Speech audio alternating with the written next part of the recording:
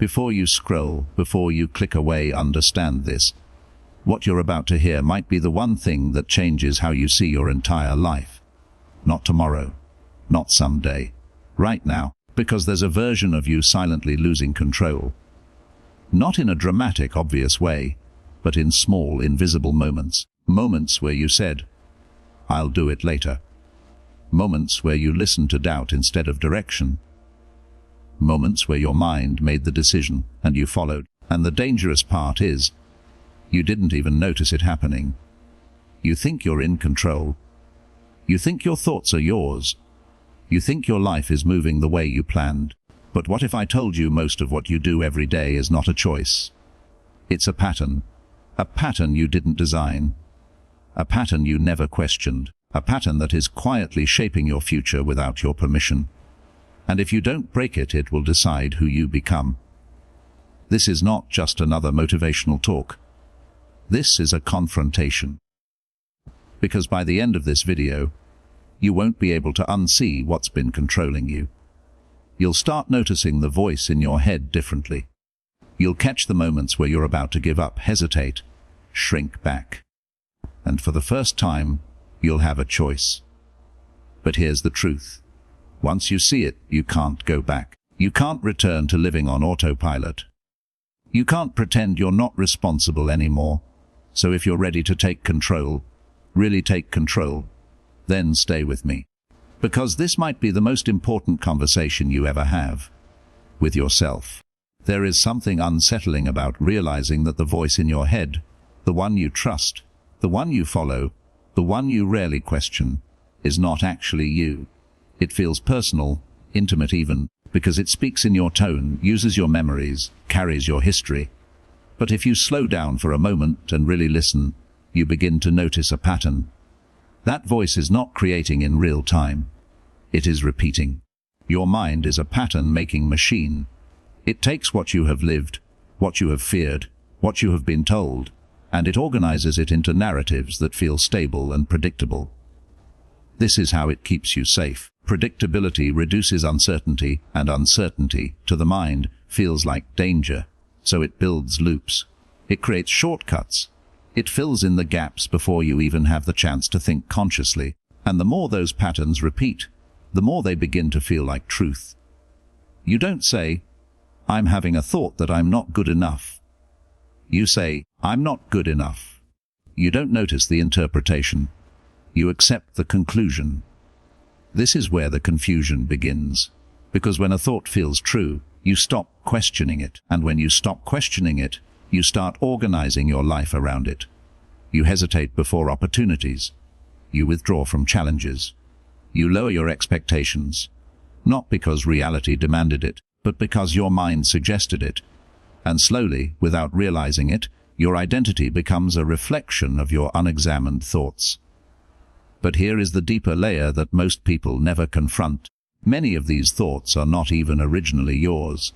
They are inherited. They come from early experiences, from authority figures, from moments where you made meaning too quickly because you had to survive emotionally. A single rejection becomes a lifelong story about your worth. A moment of failure becomes evidence of limitation. And your mind, loyal as it is, keeps replaying that story. Not to harm you, but to protect you from feeling that pain again. The problem is, what once protected you now confines you. Because your mind does not update itself automatically. It does not pause and ask, "Is this still true?" It assumes continuity. It assumes that who you were is who you still are. And unless you intervene, it will keep you aligned with a version of yourself that may no longer exist. This is why awareness is so disruptive. The moment you begin to observe your thoughts instead of immediately identifying with them, something shifts. There is space, and in that space, you start to see that a thought is not a command. It is not an authority, it is a suggestion. Often outdated, often biased, and sometimes completely wrong. You begin to notice how quickly your mind jumps to conclusions, how it anticipates rejection before connection has a chance to form, how it assumes failure before effort is fully expressed, and perhaps most importantly, how it confuses familiarity with truth. What feels familiar is not always what is right. It is simply what is known, and the mind will always prefer what is known, even if it limits you. So the work is not to silence the mind. That is neither realistic nor necessary. The work is to change your relationship with it, to listen without immediately agreeing, to question without immediately rejecting, to create a gap between what you think and what you choose to do. Because that gap is where your freedom begins. It is where you interrupt the automatic. It is where you challenge the narrative. It is where you decide that a thought does not get to define you simply because it appeared. And this requires discipline, not in the way we often imagine it. Rigid, forceful, exhausting, but in a quieter, more consistent form. The discipline to pause, the discipline to notice, the discipline to ask, is this thought helping me become who I want to be, or is it keeping me attached to who I used to be? This question alone can begin to reorganize your inner world. Because once you see the pattern, you cannot unsee it. You start catching yourself in the act. You recognize the old scripts as they begin to play, and instead of following them blindly, you have a choice. Not a dramatic, life-altering choice in one moment, but a series of small, deliberate decisions that gradually reshape how you think, how you act, and ultimately how you live. And this is where control truly begins. Not in eliminating doubt, but in no longer being defined by it. Not in having perfect thoughts, but in refusing to treat every thought as truth. Because the most dangerous illusion is not that your mind is flawed. It is that your mind is always right. And the moment you stop believing that, is the moment you begin to take your life back. There is a subtle trap that most people fall into without ever realizing it. They believe that before they act, they must feel ready. That clarity must come first. That confidence must arrive before movement. And so they wait. They wait for the right mindset, the right emotion, the right moment when everything inside them feels aligned. But that moment rarely comes, because the mind is not designed to prepare you for growth. It is designed to protect you from discomfort. And growth, by its very nature, is uncomfortable. It disrupts what is familiar. It challenges what is known. It asks you to step into uncertainty without guarantees.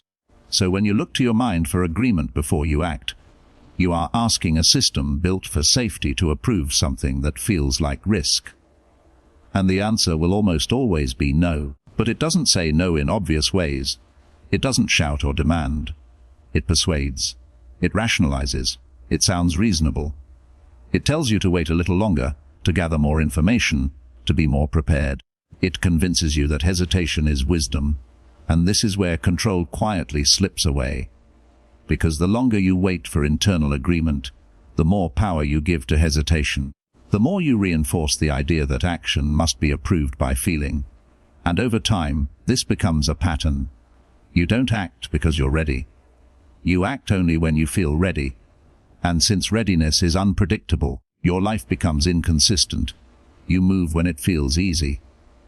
You stop when it feels difficult. You advance when you're confident. You retreat when you're uncertain. And what you call inconsistency is actually obedience. Obedience to your emotional state. Obedience to your thoughts. Obedience to a mind that changes its position depending on fear, fatigue, and familiarity. So the question becomes, if your actions are dictated by something so unstable, how can your life ever become stable? Control, then, requires a different approach. It requires you to separate decision from emotion, not by ignoring how you feel, but by refusing to let feeling be the final authority. You acknowledge the resistance, but you do not submit to it. You hear the doubt, but you do not obey it, because action is not the result of agreement. It is the result of choice, and choice is often uncomfortable. There is a moment, just before you do something meaningful, where everything in you resists. Your mind becomes louder. It reminds you of past failures. It predicts future embarrassment. It amplifies every possible outcome that could go wrong. And in that moment, it feels almost logical to step back, to delay, to avoid, but what you are experiencing is not a sign to stop. It is a sign that you are approaching something unfamiliar, and unfamiliar does not mean unsafe. It means new. This is where discipline enters, not as force, but as clarity. The clarity to recognize that your mind is reacting, not reasoning. the clarity to understand that discomfort is not danger, and the clarity to move forward, even when your internal state is not aligned. Because if you wait for alignment, you will spend your life in preparation and never in participation.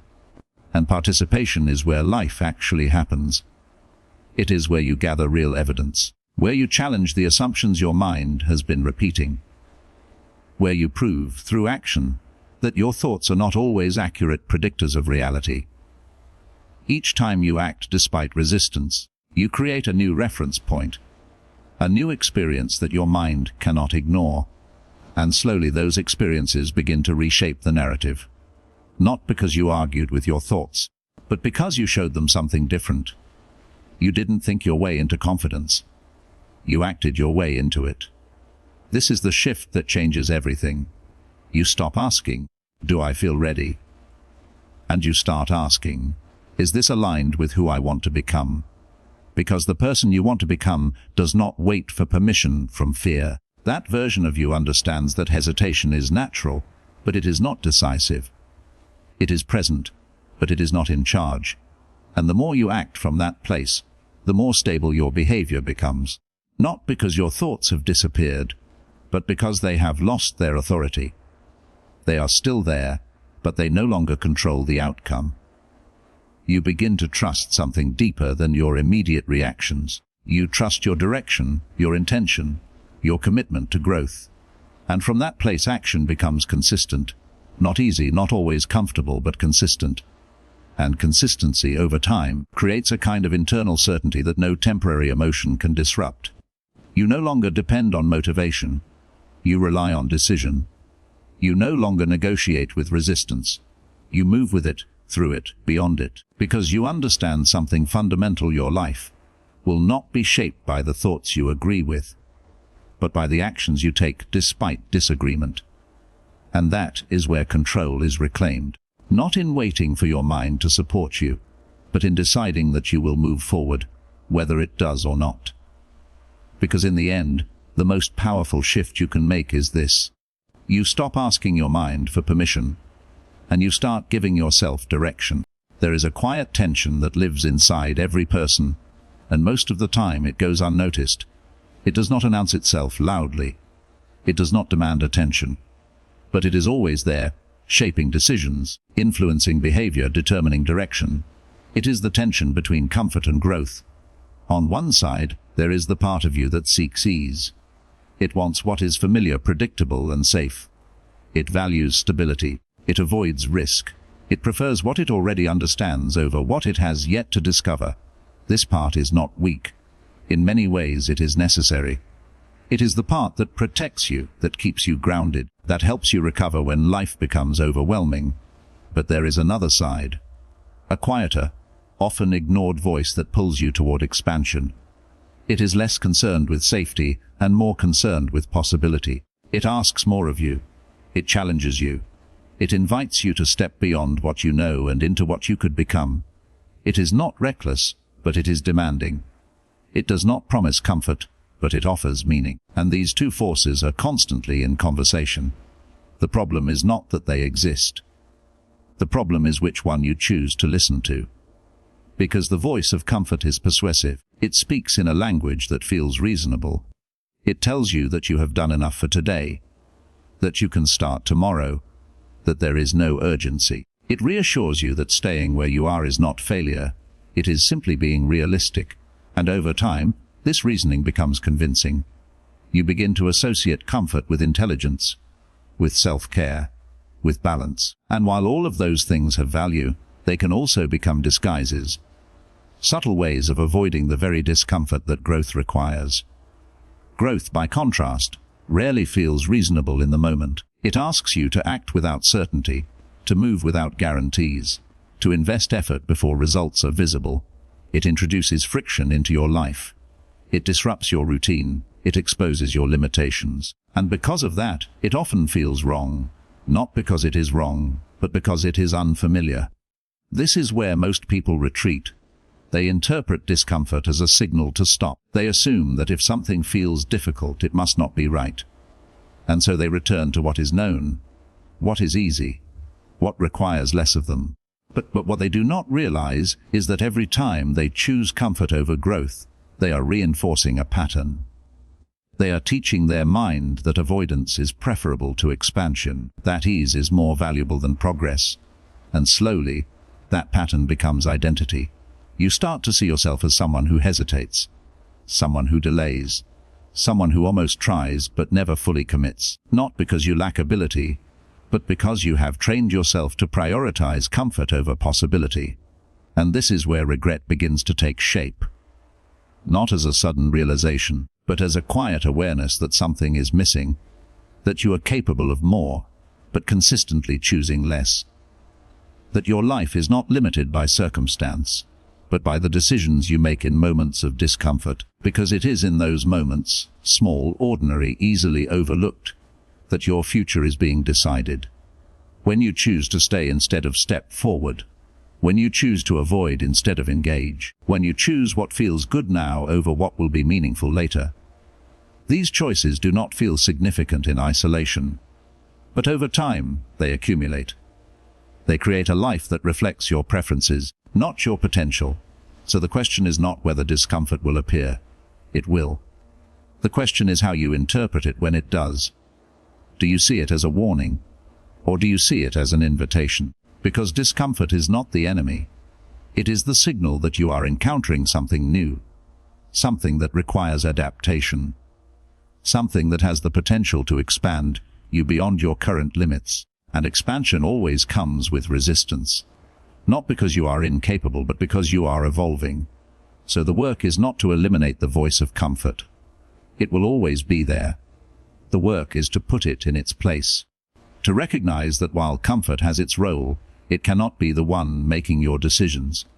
You begin to listen differently.